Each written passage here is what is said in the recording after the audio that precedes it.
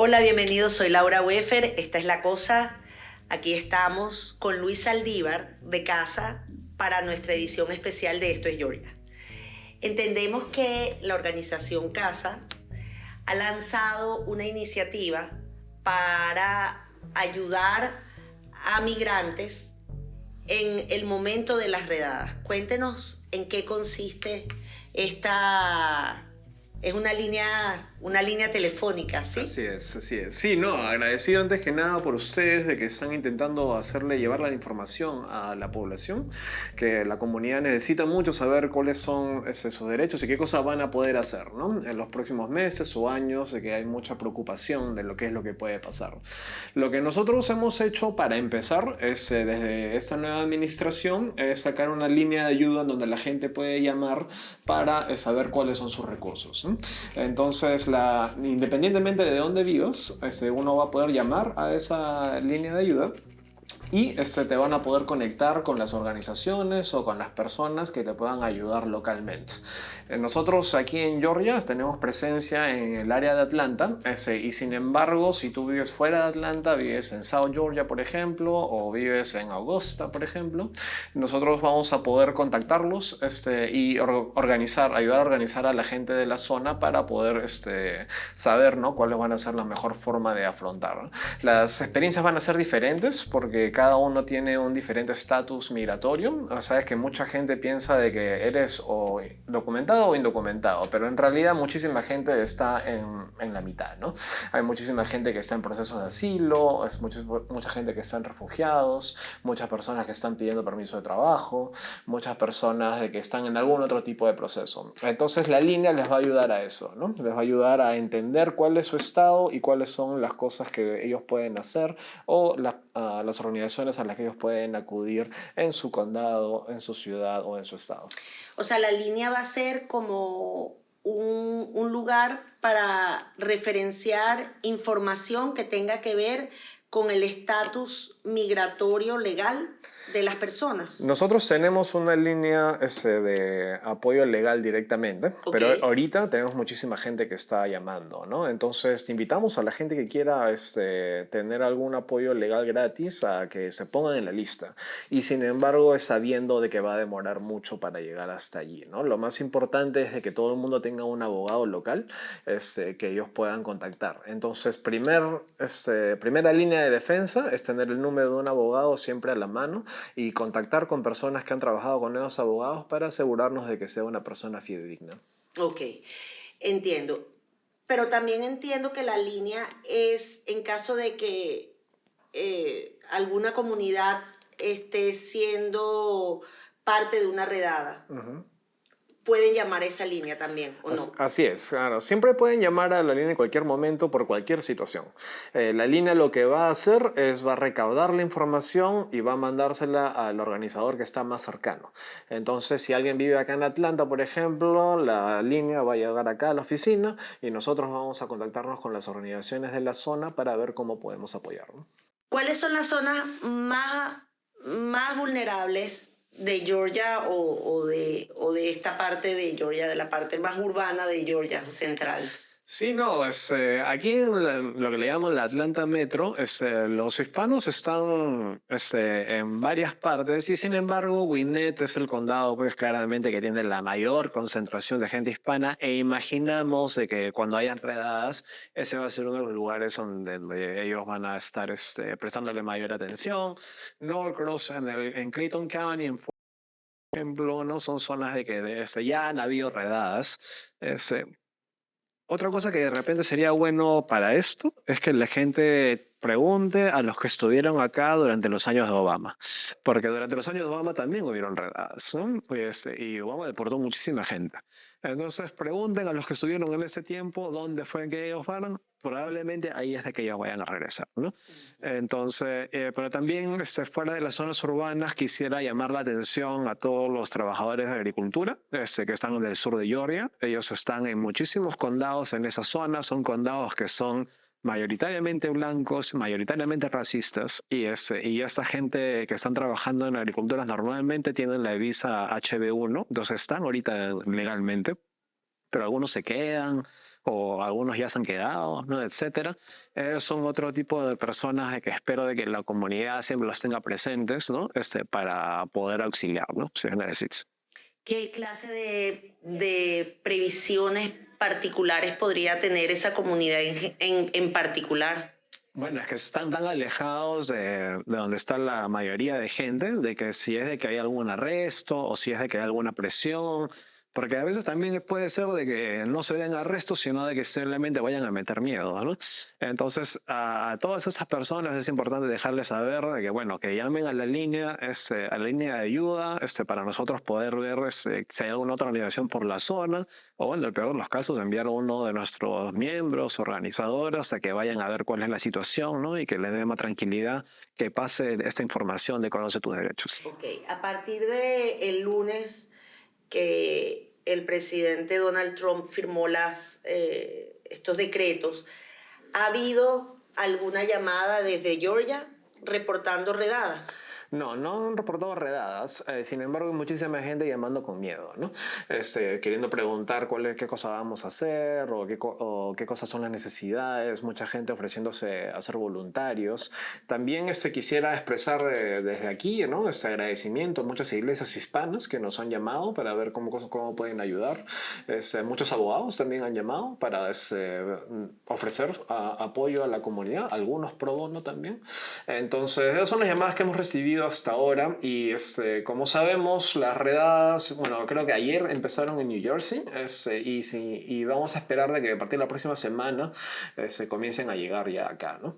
Y sin embargo es bien difícil saber dónde van a ser las redadas, cuándo van a ser. A propósito, ellos lo mantienen en secreto, ni siquiera le avisan a la policía local, y es por eso que es importante que la gente sepa cuál es el número, cosa que si ven a la redada pasar pueden llamar y podemos avisarle a la gente de la comunidad, ¿no?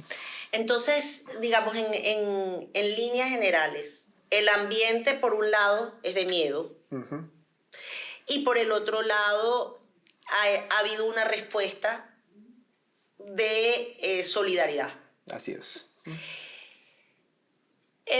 ¿Cómo es más o menos la población hispana en Georgia?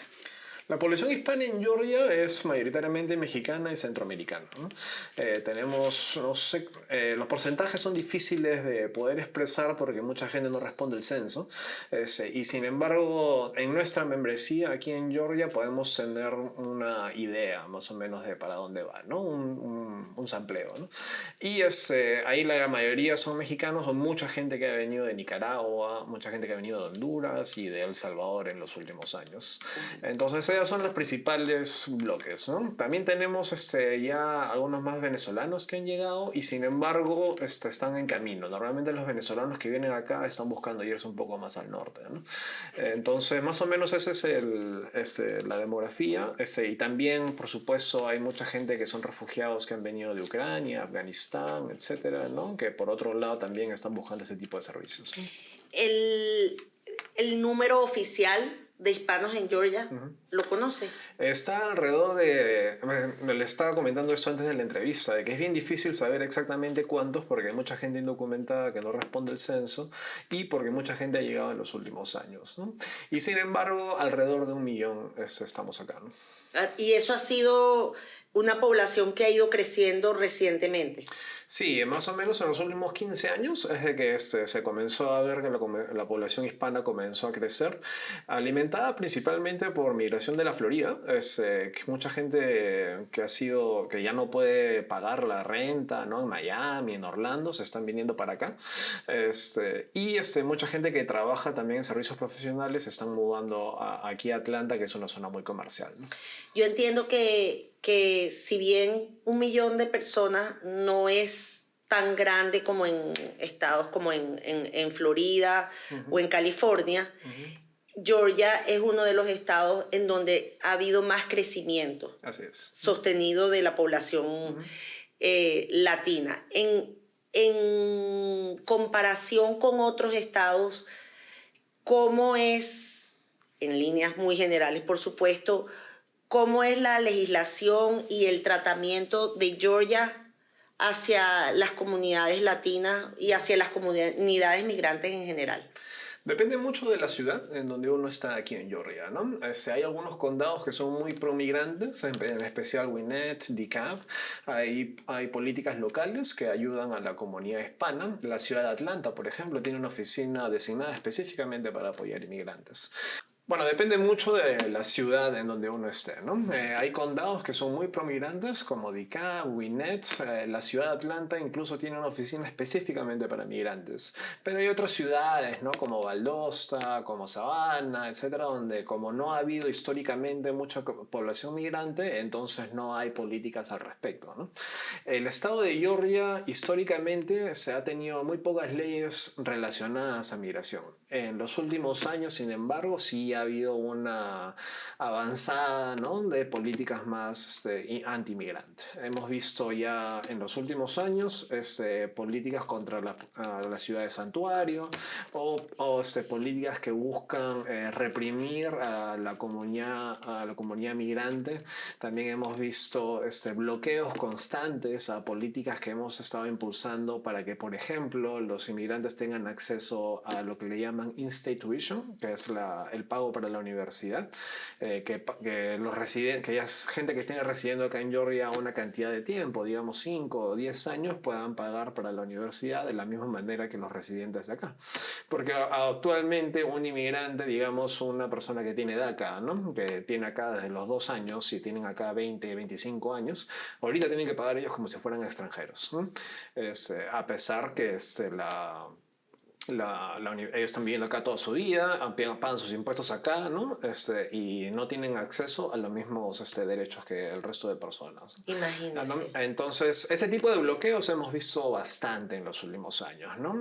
Buscamos, por ejemplo, una política para que haya licencias de conducir, o no una licencia de conducir, de repente un permiso, o de repente algún tipo de ID que la ciudad pueda dar. Y vemos de nuevo de que esas son cosas que están bloqueadas constantemente por la mayoría republicana actualmente en el Estado, ¿no?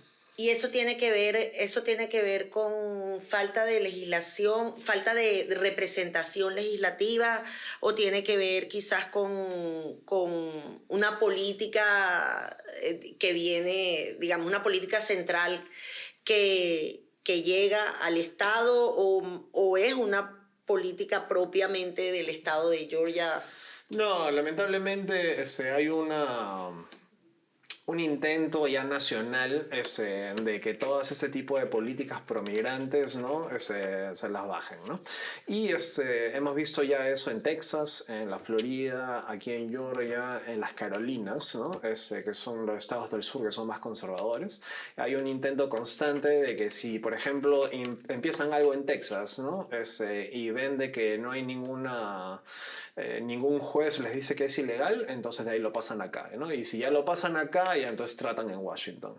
Entonces es una estrategia muy clara y está por escrito. Hay una organización que se llama The Heritage Foundation, que les recomiendo a todos los que quieran investigar por su cuenta, de que entren a su página web, vean ahí cuáles son sus reportes, cuáles son sus intenciones, y ahí está claramente de que no quieren de que nosotros estemos acá.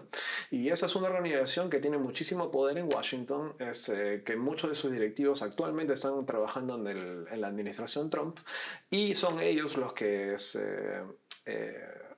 hacen estas leyes primero en los estados del sur para ir probando, ¿no? Probando qué cosa puede avanzar y qué no. Los estados del sur son los conejillos de Indias. Así es. Así es. Y lamentablemente los que vivimos acá somos los conejillos de India de ellos, ¿no? Y luego, si la política procede, entonces pasa a una instancia más nacional. Así es, porque es algo que, por ejemplo, vamos a ver en las próximas semanas y meses con las órdenes ejecutivas de Trump, ¿no? Él ya ha salido a decir cosas completamente inconstitucionales, ¿no? La más importante es sobre la enmienda 14, que es en los que han nacido en este país automáticamente tienen derecho a la ciudadanía. Entonces, el dicho ahora de que eso es ilegal. Entonces, los jueces automáticamente ya han dicho de que eso no va, ¿no? Entonces, ya eso se para. Pero hay muchas otras políticas en de que él las está sacando no porque sean legales o constitucionales, sino porque está aprobando, ¿no? Recordarle que él ha puesto a la Corte Suprema actual. Entonces, si hay juicios y antejuicios y demandas y antedemandas, va a llegar a la Corte Suprema que responden a él, ¿no? Entonces ahí es donde ya está el peligro, ¿no? Si la Corte Suprema comienza a interpretar la Constitución de una forma diferente como siempre ha sido, entonces ahí la cosa va a poner mucho más complicada, ¿no? Justamente le quería preguntar cuál es, desde su punto de vista, cuál es la diferencia entre Trump, primera presidencia, y Trump, esta presidencia, sobre todo en lo que se refiere a temas migratorios, a los temas que nos conciernen. Creo que en resumen sería prueba y error, ¿no? En la primera administración él intentó hacer muchas cosas de manera muy torpe, no tenía gente de que ejecute sus órdenes tampoco, no había coordinación con los gobernadores, ¿no? Su mismo partido estaba fracturado. Recordar que cuando Trump gana la presidencia en 2016 fue de sorpresa, ¿no? Entonces había muchísimos republicanos que no estaban con él. Había unas disputas internas constantes y eso se trasladó a cómo fue su presidencia. Ahora ya nos acordamos, creo que la pandemia ha hecho que la gente se olvide, ¿no? Pero los primeros 2 años de la presidencia de Trump fue escándalo tras escándalo, torpeza tras torpeza, y no hubo ninguna ley que ellos pasen, además de la reducción de impuestos, ¿no? Entonces, esa es la diferencia que yo veo. Ahora yo creo que van a estar más preparados, hay mayor coordinación y están mucho más solidificados internamente para poder empujar estas cosas. Y finalmente lo que te mencionaba anteriormente, que ahora ellos tienen la Corte Suprema, ¿no? Entonces, esa es la gran diferencia. Y en términos, porque esto pareciera que en la primera temporada de El Presidente, la presencia de los latinos era importante, pero no era el foco narrativo, como parece haber sido en esta segunda temporada, ¿no? O sea, el enemigo, por llamarlo de una manera, o como ellos lo presentan, en la primera presidencia o en la primera campaña, no era tan evidente como es ahora, refiriéndome a los latinos. ¿Es así o...? Sí, bueno, yo creo que es en realidad con los inmigrantes en general, no solamente a los latinos, Okay. ¿no? Hay que recordar de que dentro de la gente que está pidiendo asilo, por ejemplo, hay muchísima gente que ha venido del África, ¿no? Muchísimos camerunenses que están acá, haitianos que también están acá, y con toda esa gente que ha llegado, ¿no? Entonces ellos ya se están enfocando en todo lo que es migración. ¿Por qué? Yo creo que es porque la gente lo puede ver, entonces le va a dar réditos políticos, ¿no? La gente puede ver, ¿no? De que hay muchos más inmigrantes en su zona que antes, entonces él quiere eliminarlos, entonces puede decirle a su gente que ya hizo algo, ¿no? Entonces yo creo de que ahora que estamos viendo este énfasis contra la migración, es un resultado de cómo ganó él la elección, ¿no? Recordad de que él ha dicho que iba a hacer todo esto, ¿no? Entonces, entre comillas, tiene un mandato, a pesar de que él ganó solamente por 1% de la votación, entre comillas, él tiene un mandato de hacer esto. Y es por eso de que ellos están enfocando. ¿Qué tan efectivos serán? Bueno, está todavía para ver, ¿no? Claro. Y en general, ¿cómo es porque, digamos, por un lado están los políticos, pero por el otro lado está la población en Georgia? Así es. ¿Cómo diría usted que es la población? ¿Es pro? Yo sé que esto es difícil generalizar, pero siendo usted antropólogo, quizás pueda utilizar alguno de los instrumentos para poder analizar. Claro. Sí, bueno, la población en Georgia es bastante diversa, ¿no? Y sin embargo, históricamente siempre fue blanco y negro, ¿no? No existía, los asiáticos que acá también tienen una presencia importante no tenían ninguna representación y tampoco los latinos. Y sin embargo, ahora que ya estamos creciendo es que Georgia está cambiando, ¿no? Y en ese cambio de volvernos más diversos es de que comienzan un poco las fricciones también, ¿no? Porque vemos más competencia en el trabajo, ¿no? Vemos, por ejemplo, con los agricultores, que hay mucha gente que está viendo, mucha más gente llegando a trabajar en el campo. También vemos mucha gente que está llegando a trabajar de oficios que Históricamente eran de ciudadanos americanos como electricistas, plomeros, etcétera, ¿no? Los famosos rednecks que le llaman, ¿no? Son gente de clase trabajadora blancos, ¿no? Que ellos trabajaban en esas cosas. Ahora vemos que hay muchos hispanos que están trabajando ahí, ¿no? Entonces ahí es donde creo que se ha visto más la tensión, ¿no? Que vemos mucha gente que está viniendo a trabajar y mucha gente que ha venido acá históricamente sin ningún pushback, ahora están viendo el cambio. Nosotros estamos viendo de que en los próximos años eso no va a cambiar. O sea, y la población en Georgia está muy en claro que los latinos acá estamos para quedarnos, ¿no? No todos, pero estamos para quedarnos. Entonces hay un cambio, hay mucha gente que también que se está mudando de Atlanta, por ejemplo, porque ya ven, hay mucha gente que viene de muchos años de que Atlanta era pues no homogénea, ¿no? Entonces ahora que venimos más gente mudándose, hay mucha gente que se está mudando a los suburbios, ¿no? Entonces yo creo que hay un cambio demográfico que está pasando y sin embargo la comunidad hispana acá ya se ha hecho un lugar, porque bueno, yo siempre digo de que yo vivo acá porque acá yo soy diferente, ¿no? Si viviera en Miami fuera uno más.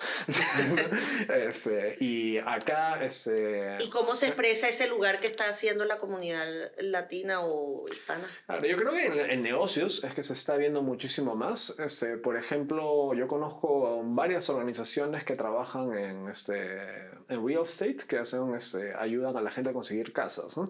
Y ellos están enfocando muchísimo en los latinos, porque hay muchísimos hispanos que están viniendo acá a comprar casas. Entonces, hay toda una dinámica comercial alrededor de ellos. También lo puedes ver en oficios como la limpieza, ¿no? Que ahora pues ya está completamente dominado por hispanos. No hay ningún hotel que no tenga hispanos que están trabajando en todo lo que es servicios, tampoco, ¿no? Entonces la movida comercial es la que se está cambiando, ¿no? Cuando el hispano viene, no viene pues a pedir limosna, ¿no? Normalmente viene a invertir, ¿no? Viene a poner un negocio, viene a comprar un carro, etc. Y eso ha generado también muchísimas ganancias para el Estado, ¿no? Entonces en las conversaciones que vamos a tener en los próximos meses sobre redadas, inmigración, etcétera, yo creo que esa es nuestra principal carta de presentación, ¿no? De quiénes son los que estamos viniendo acá. Nosotros no estamos viniendo acá a pedir nada regalado, y estamos viniendo a trabajar y estamos viniendo a invertir. El tema de educación, rápidamente. Los hispanos tienen, o sea, ¿cuánto es la presencia de la comunidad hispana en colegios? Desde chiquitos hasta high school, hasta bachillerato. Bueno, no te sabría decir el número exacto. Sí te diría que deben ser más de los que podemos ver en el censo, en las estadísticas, porque los niños normalmente no tienen que estar registrados, ¿no? Entonces, pero sí te puedo decir que nosotros trabajamos en 2 colegios en Clayton County y la juventud, bueno, los niños son mega diversos, ¿ah? Hay gente de todos lados, y no solamente latinos, también gente que viene del Medio Oriente, ¿no? De todos lados. Y y esos muchachos están creciendo ya en un contexto mucho más multicultural. Hay mucha gente que vienen de familias mexicanas o hispanas, ¿no? Y hablan español, hablan inglés y están aprendiendo un idioma más también, ¿no? Para hablar con sus amigos, ¿no? Y ahí vemos también de que es el futuro un poco de Georgia, ¿no? Ahí es donde vamos a ver yo veo de que en unos 15 años vamos a ver a todos esos chicos como adultos y haciendo parte de la población económicamente activa, y ahí es que donde vamos a ver una Georgia diferente, ¿no? Bueno, y preguntaba específicamente porque realmente una de las cosas que parece más amenazante o más terrible es el hecho de que los agentes de migración puedan ir a los colegios. Así es. Y una de las órdenes ejecutivas que han sacado la semana pasada han sido precisamente sobre eso, que ahora van a permitir que entren a los colegios. Eso es algo que nunca se ha dado en Estados Unidos. E iglesias. Iglesias y negocios, ¿no? Entonces eso es muy preocupante. Ya vimos que el día de ayer arrestaron a un veterano, inclusive, ¿no? En New Jersey. Arrestaron a un veterano porque no le creían que el señor era ciudadano americano. Él presentó su ID y le dijeron, y no le creían, ¿no? Entonces tuvo que llamar a su esposa, ¿no? Una cosa así. Entonces vamos a ver situaciones como esas en los colegios, ¿no? Cómo un niño se va a identificar, ¿no? Va a ser un desastre eso, ¿no?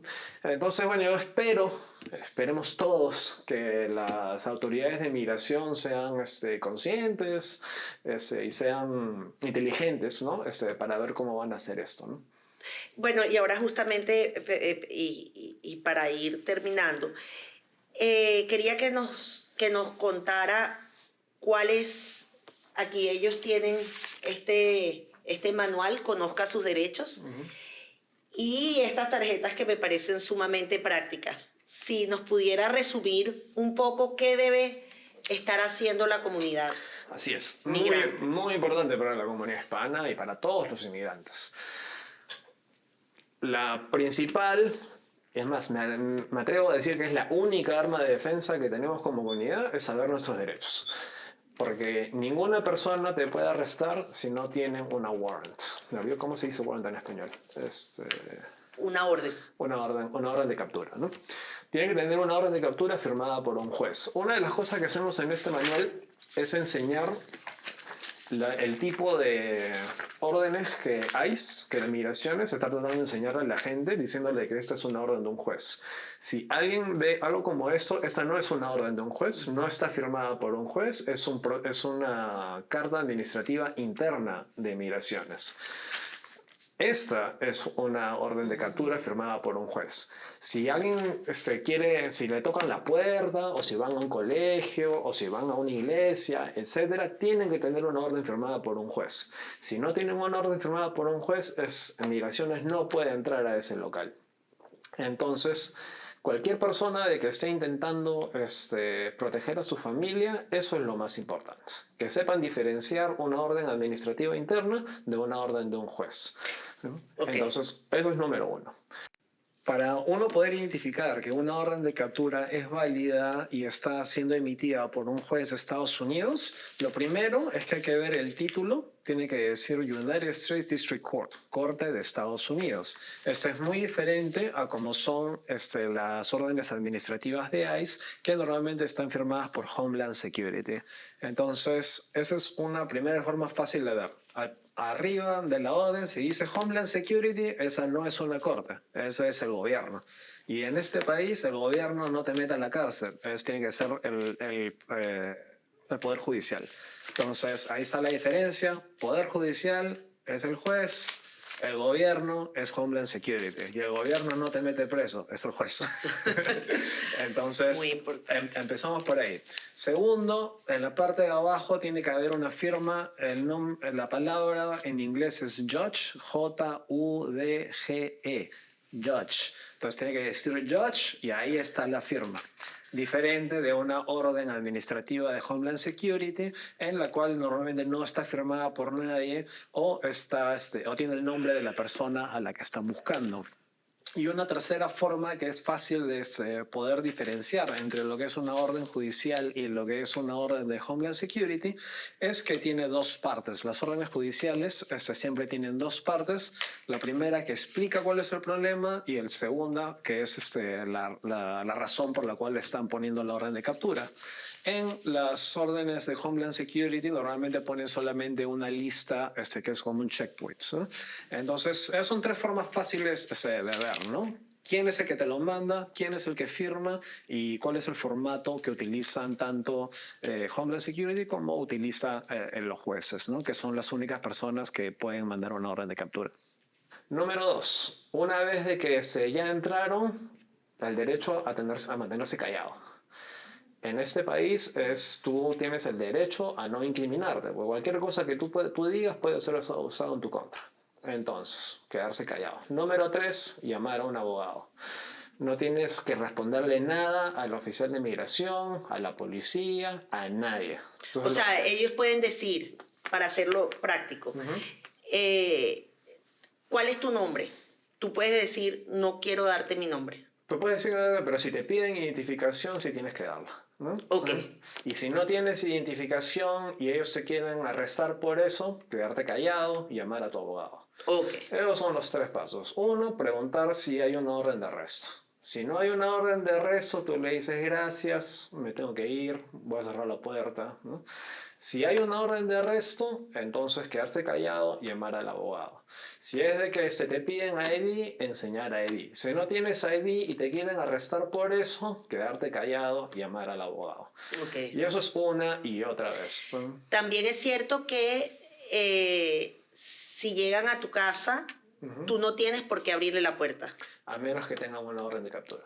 Ok, si tienen una orden de captura. Pero si no tienen, muy importante, no solamente que tenga la orden, sino que esté firmada. Así es. ¿No? Es. Ajá. Ok, claro, es difícil ver a través, o sea, es difícil comprobar si tienen efectivamente la orden si uno no abre la puerta. Claro, o sea, la pueden pedir que la pasen por abajo, ¿no? De la puerta, o te la pueden decir que la dejen afuera, ¿no? Y que tú vas a salir a cogerla, ¿no? Pero de ninguna manera le digas a migración que entre a tu casa, o que entren al negocio, o que entren a la iglesia, porque una vez que ya están adentro, ellos pueden decir, esta persona me ha permitido entrar acá y vamos a proceder con la orden de captura, ¿no? Imaginemos que son detenidos en el carro, en el automóvil. Igual. ¿Qué procede? Igual, ¿no? Preguntarle al oficial, ¿no? Si estás arrestado o no. Si no estás arrestado, tú te puedes ir, le dices, ya, muchas gracias, puedes ir con mi día. Nada más. Si es de que has cometido una infracción de velocidad, por ejemplo, lo único que pueden hacer ellos es darte un ticket de velocidad. Entonces te dan el ticket de velocidad, le agradeces por el ticket, lo pagas y ya. No hay una gran diferencia entre un policía local que te para porque te pasaste el stop sign, algo por el estilo, y un agente de migración, ¿no? El policía local no te puede arrestar y darte a migración a menos de que tú tengas una orden de captura, ¿no? Entonces, de nuevo, lo que sí pueden hacer es comenzar a mandar orden de captura a todo el mundo, ¿no? Entonces ahí ya tendremos que tener otra conversación. Ok. Pero en este momento tienes que tener una orden de captura firmada por un juez para que ellos te hagan cualquier cosa. Fuera de eso, preguntar si estás arrestado o no y presentar ID. Nada ¿Y más. qué pasa si te para en una de estas, sí, como centros que de repente la policía ICE o la migración hace estas pequeñas, es que en Venezuela le decimos alcabala, pero yo sé que en otros países no se utiliza, ¿no? Como estos pequeños centros de retención en la vía, ¿no? ¿Qué procede ahí? Viene no sé, un automóvil, viene una familia y te paran agentes de la migración. Lo único que ellos se pueden pedir es identificación, ¿no? Entonces, y ahí todo el mundo tiene que dar su identificación. Ok. Ahí van a revisar si tú tienes una orden de captura o no. Okay. Si no tienes orden de captura, te van a devolver tus papeles y tú lo puedes En el mundo ideal. En el mundo ideal, tú puedes hacerlo y te vas, ¿no? Okay. Si ellos te dicen, tienes una orden de captura, estás arrestado, mantenerse callado, llamar al abogado, ¿no? Okay. Las otras personas que están en el carro, si es que una de esas personas tiene orden de captura, igual, ¿no? Quedarse callado, llamar al abogado. El resto, que se vayan tranquilos. ¿Y qué pasa? Estos agentes tienen derecho a preguntarle a uno el estatus migratorio. No, en realidad no. Lo van a hacer siempre, pero no tienen ningún derecho a preguntarte ni tienes ninguna obligación a responder. Esos son el tipo de preguntas por las cuales le pedimos a la gente que se quede callada. Porque de repente alguien quiere comenzar a explicarle en qué proceso... Se pone nervioso. Se pone nervioso y sí, no, mi mamá está pidiéndome y yo estoy en proceso en otro estado y estoy acá. Y vas a confundirte tú mismo, vas a confundirlos a ellos. Recordad de que muchos de estos agentes de migración, ellos no son abogados, ellos no saben. Ellos están ahí solamente para hacer su trabajo. Y su trabajo de ellos es ejecutar la orden de captura. Nada más. Si ellos comienzan a preguntarte cosas, mantenerte callado, llamar al abogado. ¿Cuáles son, digamos, las áreas que cubren estos abogados? ¿Cómo identificar a un abogado que es legal? Claro. Y ¿vale llamar a esta línea preventivamente?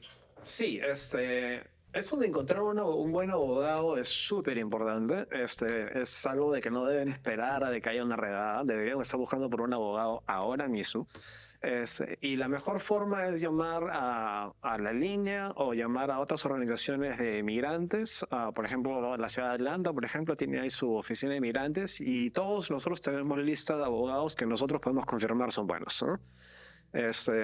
Por ejemplo, Catholic Charities, ¿no? Lutheran Services, todos tienen ellos listas de abogados con las que nosotros trabajamos, ¿no? Y esos son los abogados que nosotros podemos confirmar que son serios, ¿no? La segunda línea ya sería conversar con otras personas que tienen abogados y pedirles una referencia. Y la tercera línea ya sería entrar online y meterse a hacer una búsqueda en la Bar Association.